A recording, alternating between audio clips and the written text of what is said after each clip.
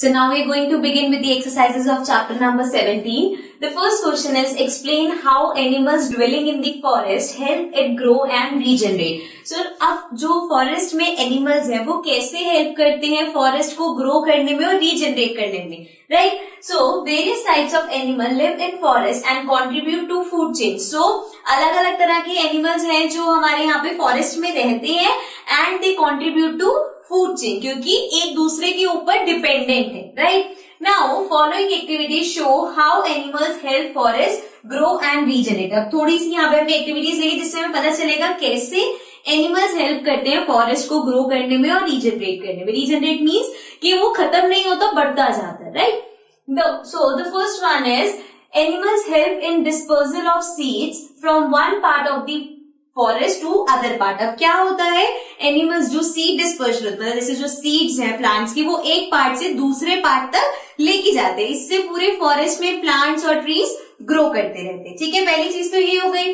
Then animals excrete and their dead bodies when decomposed into soil act as manure for the plants. जो भी waste product होता है animals का और जो उनकी डेड बॉडीज होती है वो क्या होता है, फाइनली सॉइल में डिकम्पोज हो जाती है, वहां पे खत्म हो जाती है, सॉइल में मिल जाती है एंड देन वो एक्ट करते हैं एज अ मेन्योर. सॉइल में मेन्योर का काम करते हैं, मतलब सॉइल की मेडिसिन की तरह समझ लो, जिससे सॉइल अच्छी रहती है.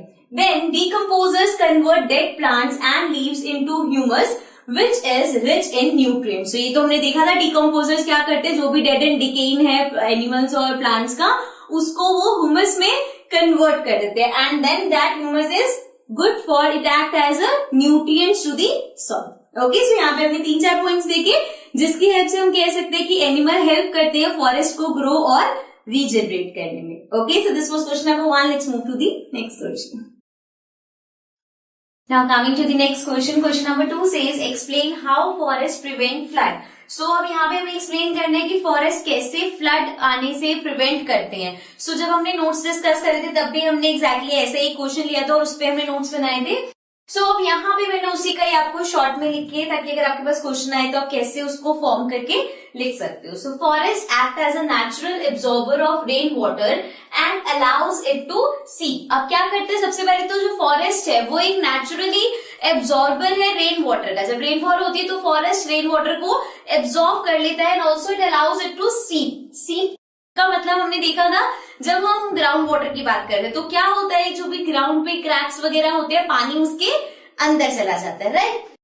When rainwater falls on leaves of trees and plants, it does not fall directly on the ground. तो जब फॉरेस्ट एरिया में रेनफॉल होती है तो वहां पे क्योंकि जो प्लांट्स और ट्रीज हैं they are in large numbers, तो क्या होता है जो रेन वाटर है वो डायरेक्टली ग्राउंड पे नहीं जाता, लीव्स पे फॉल होता है तो डायरेक्टली वो उसको फ्लो अवे ग्राउंड पे नहीं होने देता.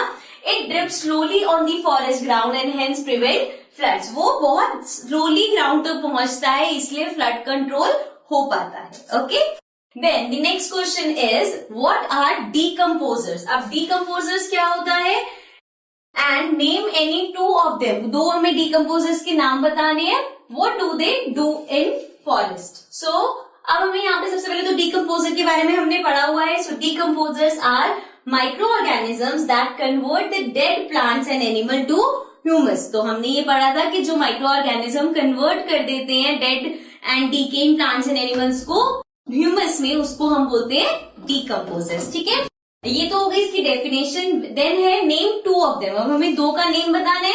सो we have given it as example fungi and bacteria.